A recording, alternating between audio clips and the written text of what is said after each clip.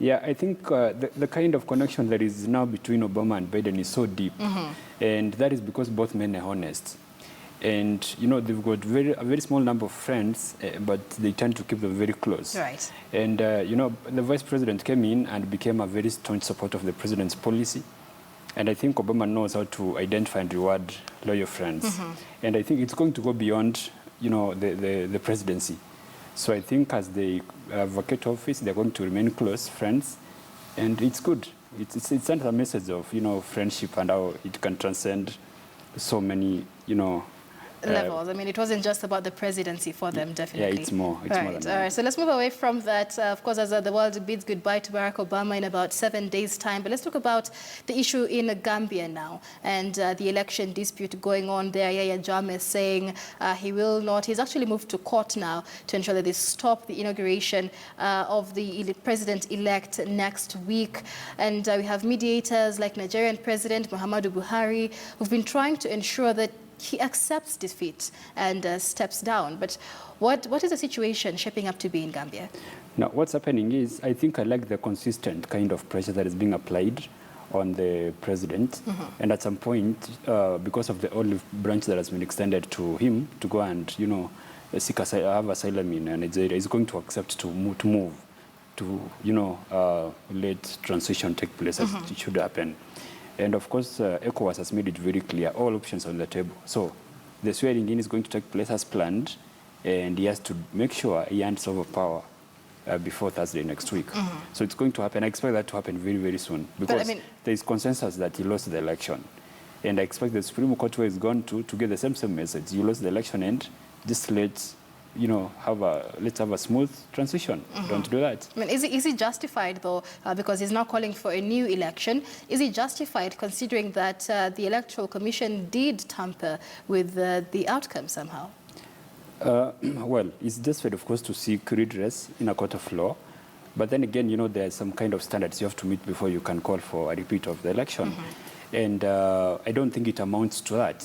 So again, it's all about the pressure that is being applied. It's trying to seek ways of extending his rule and, of course, getting a chance to go to, you know, the elections and maybe manipulate the process. Right. But it's too little, too late. If he wanted to rig, he should have done it earlier. Right. Yeah. So it wasn't possible there. All right, and let's move away from Gambia and take a look at Ghana, one of the successful elections in the continent for the year 2016. But during the inauguration of President Akufo-Addo, there was a lot of controversy. But first of all, let's just talk about the inauguration itself. The speech was given. The speech was the controversial bit of it. But what are your thoughts on how far Ghana has come so far? Well, in terms of democracy, I think it's some kind of one of the success stories, the kind of examples we can copy from, not just other countries, but Kenya. We have so much to learn from them. I think it's gone beyond personalities. It's gone beyond just, you know, competition. Now it's about democracy and it's about progress. It's about, if you can deliver, you're given a second chance. If you cannot, you shun the door. Right. So I think that is what we need to learn. We need to move away from personalities and dynasties and now begin going for development and respect for institutions. But of course, again, the president made a mistake. The speech was plagiarized. Right. It was a copy of the Bush speech. And the Clinton speech of 1993. Yeah, that was a mess. You know, of course, in the African context, we don't take plagiarism so seriously. In the US, when you do that, it becomes a shame. So I think we have something to learn. Yeah, I mean, you know, and the last time it happened was with Melania Trump and Michelle Obama. But she is Melania Trump. She was, the first lady to be elected. But this is the president. This is an elected president of a country, and we have issues of plagiarism. How does that reflect on the entire presidency of Ghana? Yeah, it's a bad start for me. And of course, it comes out as an intellectual dwarf. You need to do an original speech. And when you want to copy something from someone, make sure you give due credit. Really? You didn't do that. It's unfortunate. And I mean, there's a lot of comments coming in on Twitter as well. We had Atrukuenge here saying, I really can't relate to plagiarism of a presidential inauguration speech because I am Ugandan and I've never seen a presidential inauguration. That's an interesting... Yeah, that is because of what has been happening in Uganda. Yeah. They've never seen that kind of transfer of power. So you know, it's different for them. Yeah. All right, and then let's come back to Kenya and Kenyan politics. This week we had the National Super Alliance launch its strategy at the Bomas of Kenya. A lot of praise and criticism in equal measure towards the opposition. Was it a good move in your view? Well, to me, that is a stillbirth because, again, yesterday I think there was some kind of rebellion from Wetangula, who does not seem to be excited about the whole idea. In fact, he said, we've not had any kind of conversation with anyone regarding NASA. Right. He's still talking about COD. So it's not been realized yet. And of course, we're talking about so many people and so many interests to be satisfied in order for NASA to come to fruition. So they have a long way to go. But of course, there are so many of them, and of course, many hands make light work. They can get somewhere. Now, the problem is, the COD Jubilee tension we have is not about Kenyans. It's not even about the small politicians who participate in the whole process. It's a dynastic kind of tussle between the Kenyattas and the Odingas. Right. It began way back in independence. And the exit of one of them will resolve the whole situation. It's the equivalent of the Montagues and the Capulets in Romeo and Juliet. Right. So we're likely to say that. So some people just come in to fit the interests, but the bigger tension is between the Kenyattas and the Odingas. And of course, even with NASA, already we're seeing a bit of a split down the middle with a section of opposition leaders saying they're not sure if they want the name NASA, umbrella name, or they want COD. They say NASA is Musalia Mudavadi's brainchild, so, you know, using that name would be giving him undeserved credit. That being said, and this already happening 1-2 days after the strategy being revealed, is this unity in the opposition going to hold? Well, because of the kind of pledges they've made to Kenyans, that is possible. It's likely that they're going to stick together. And I think they have an understanding of the lack of positions to satisfy all of them, because there's so many luminaries. Talk about Musalia himself, talk about Raila, talk about Musyoka, talk about Wetangula, talk about Zoho. There are so many of them, and the small number of positions, president, deputy president, you know, can only accommodate 2 people. So the rest have to accept smaller positions. So Right. I'm sure they've come in knowing they won't be so big for so many of them.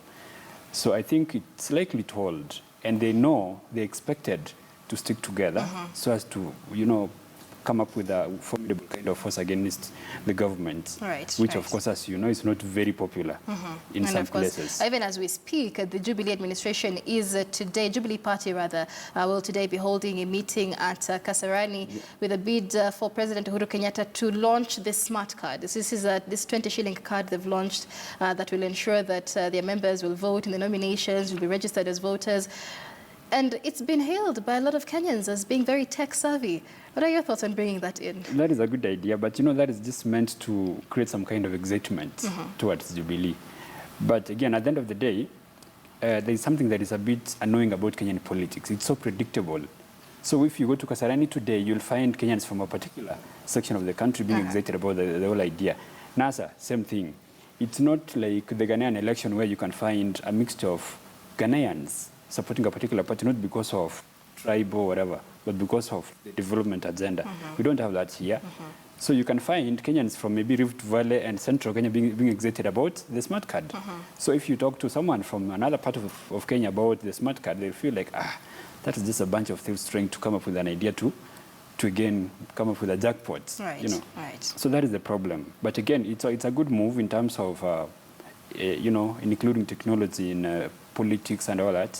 Yeah, it's okay. All right, and let's talk about the upcoming mass voter registration exercise that begins on Monday, I believe, the 16th. And as it is, there's already issues of voter apathy. Voters don't want to go out and register as voters as it is. In the first phase, IEBC did not reach its target, and now they're expecting to register about 6 million voters. How do you think that will play out, considering voter apathy? No, there is a lot of excitement. There's a deliberate effort from both sides of the divide, the Jubilee side and the court side, to mobilize people to go and vote because they know what's at stake. Now, the Jubilee side has always had, last time, of course, they felt like they had time to go ahead and mobilize people to go and vote. This time around, I think they realize the time is so limited. So I expect a lot of effort from both sides, and the number will definitely go up. Right. Now, Jubilee has always been very, very, very successful when it comes to mobilization of people to go and collect voters' cards. So COD knows what it stands to do in order to catch up with Jubilee. So they'll have to go to their strongholds and tell the people, hey, go and register as voters. Now, the tragedy of Kenyans, when you mobilize people to go and register as voters, you're not doing that for the whole country. You'll find the Jubilee focusing so much on their Jubilee, right. Instead of telling Kenyans, hey, go and register as voters, you'll be saying, you guys from Central, make sure you pick as many voters cards as possible, Rift Valley, and then focusing on maybe on cause of the cause to maybe Nyanza, Western, and all that. It's a shame. So we need to send a message to all Kenyans. Register as voters. All right. Yeah. All right. So thank you so much, Abel Ayeyo, international relations expert, taking us through the week that was in the world. And before we come to a close here on Worldview, let's take a look at our Twitter poll question this morning. We were asking you, do you think East African governments have gone rogue on their citizens? Do you think East African governments have gone rogue against their citizens? And 86% of you, 85% of you say yes, while 15% of you say no. Just to sample a few. At Alina Maria says, yes, it's like a matatu culture. We have no option but to hop on, and the unpleasant experience is guaranteed. And a lot more of these coming in.